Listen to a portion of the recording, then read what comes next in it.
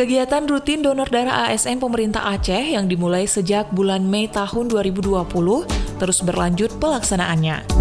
Sebanyak 26.871 kantong darah disumbangkan oleh ASN selama kegiatan berlangsung sampai hari ini, Kamis 3 Februari 2022. Kepala Biro Administrasi Pimpinan Setda Aceh Muhammad Iswanto mengatakan, kegiatan yang digagas Gubernur Aceh ini mendapat dukungan yang baik dari seluruh ASN. Iswanto menjelaskan, kegiatan donor darah ASN diinisiasi Gubernur karena melihat kelangkaan darah yang begitu signifikan di kantor PMI saat pandemi merebak di awal tahun 2020.